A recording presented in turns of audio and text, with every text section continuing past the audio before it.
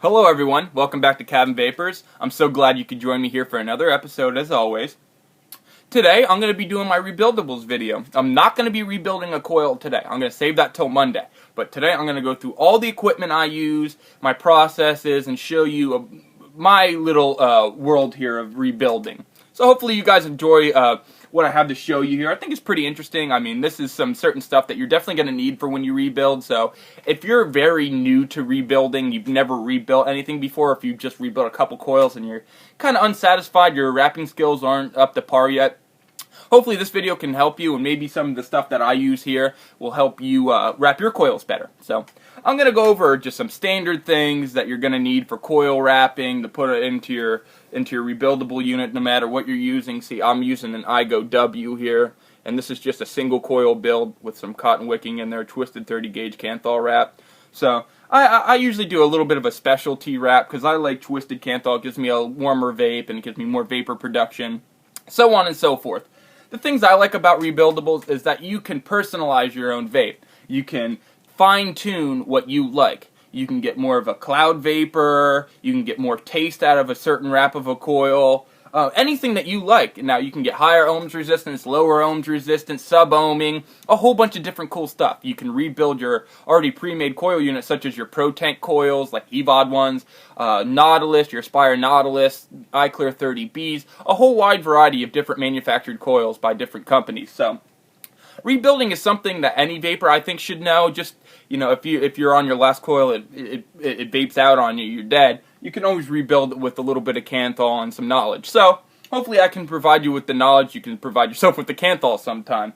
But as I said, I showed you my rebuildable here, and let's get right down to the equipment that I use. So as I said at first, I use my iGo W. Now this can take double coils and all that other stuff. As of right now, I have a single coil, as I showed you before. And make sure that you're safe when you're rebuilding. You're dealing with power, you're dealing with electricity and voltages and wattages, so please know your limits, please know what you're doing. Watch some videos from other people. I know Rib Trippers has a lot of great videos on how to do coils. I learned a lot from him. The RBA section of Reddit has a lot of good information on there from people that know what they're talking about and know what they're doing and have been wrapping coils for a long time. So those are some good resources, and also this channel here. Hopefully this is a good resource for you. So, alright, let me get into all the material. And I'm going to first start off with the Kanthal because that's the first thing you're going to need.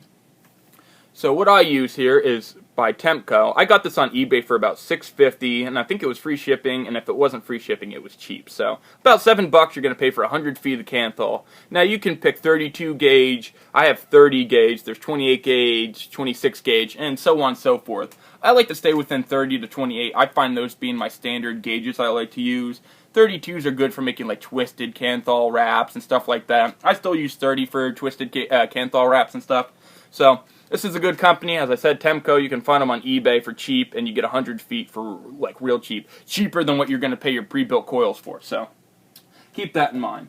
I like to have like a little, I guess you could say like a Clockworkers or like a little, I guess you could say eyeglass screwdriver kit.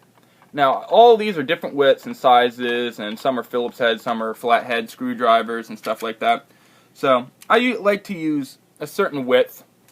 See if I can get this in my light. Like a certain width like that, like 5/32 or so along those lines, you know. I'm not very particular with my gauges. I like to get certain rods that are a certain size, but I don't really know. I've been wrapping coils now for about maybe a month and a half, and I haven't really ran into too many problems. You know, when I was beginning, you know, I didn't know how to wrap a coil too well. But then you got some smaller sizes like there, right there. Really, really thin. I use these flat-headed ones to pull my coils apart or to push them together, stuff like that. So these small ones are good for fixing your coils up pretty well. Now what you do with these, as always, you take your width here, you pull a piece of Kanthal out there, and you start wrapping it around here, a certain amount of wraps that you want until you stop, pull it off, and then you can put it into your any type of tank or rebuildable that you have. So always make sure you have like a little screwdriver kit. Always comes in handy. Let's go over some other things here. Now I have a whole bunch of different types of pliers. I use just the small pliers just for standard pulling. If I'm pulling it through the post or something, I have these pliers for pulling. I have these pliers are my main ones that I use for when I already have my coil built and I heat it up all the way. I use this one here to hold my coils together. As you can see, there's like a little burnt area at the top. Well, I torch my coils that way until they're red hot, and that keeps the shape of the coil a lot better. They're not as flimsy and they're not likely to spread apart. It keeps the coils more uniform. So always go with the torch. Lighters don't work. They don't provide as much heat as the torch does. So the torch is the way to go with this. So make sure that you have a torch and you have yourself a nice pair of long nose needle pliers here. So those are really good to have. And I also have another pair of cutting pliers, just a standard cutting of the canthal and whatnot. And I also like to keep a pair of nail clippers around just to get in real tight areas if I have to clip out a piece of canthal out of my rebuildable. And last but not least, well, actually it's not my last, is a pair of tweezers. So when your coil is already in your rebuildable here, and let's say your coils are a little spread apart and they're uneven, well, with your pliers you can clamp them together and move them any which way you want, and they keep their shape pretty good with these. So always have a pair of tweezers by. These are really good to use for when you're trying to fine-tune your coils and make them nice and uniform. So, and as I said before, make sure you know your power and know what you're working with rebuildables, because you are messing with power. And as that being said, get yourself a multimeter here. And I can show you how to work. No, I'm going to show you how to work the multimeter. Now, you might have a different multimeter than me. Mine's turned off at the moment. Now, you have different volts, amps, watts, stuff like that. But you want to go down here into your ohms one. This is upside down U, all the way to the bottom here. So it's at your lowest setting, which is 200. And you're going to get a 1 that reads up there. Now, what you do is you take your positive and your negative here, and you touch them together. Keep them touched together, and you're going to read what it reads down here. So it's going to read like 0.0 something. And mine's reading 0.02. So with that 0.02, you keep that number in your head. You go on to your rebuildable here. You put the, you know what, my thread connection there's a little bit of a bitch. But you put your negative here on your thread connection. I'm not going to do it because it's going to be hard for me. Put it on your thread connection, and then you take your positive and you put it here on your post. Right directly on there.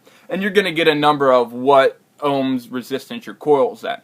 And let's say it reads 2.0 on this unit here. It reads 2.0 here on your screen. Now, before, when you touched both your prongs together, you got a 0.02 reading. 0.2 reading. So you're going to want to deduct the 0.2 from 2.0, which would be a 1.8 ohm coil. So you always know what you're messing with when you're using a multimeter. You always know what ohms that your coil's at. So that keeps you a little more safe. You know what voltage or wattage to set your device at if you have a variable voltage, variable wattage device. So always have yourself a multimeter handy. It saves you a lot of time, and it's a lot safer to do it that way. So that's basically my rebuildables video here for all the stuff that I use. Hopefully this helped a lot of you guys that are new to rebuilding. I know a lot of you more advanced people know what to use when you're rebuilding, but hopefully this helped out a lot of you beginners. As I said, I'm going to be doing on Monday an actual coil wrapping right here in front of you, and I work off an iPad, so I can't do the uppy-closey stuff real good, as Grim Green would say, but I'm going to try to wrap it right here in front of you and do the best that I can. So I want to thank you guys for watching. I hope you really liked this rebuildable video. Hopefully you learned a little bit from it, and make sure you vape on.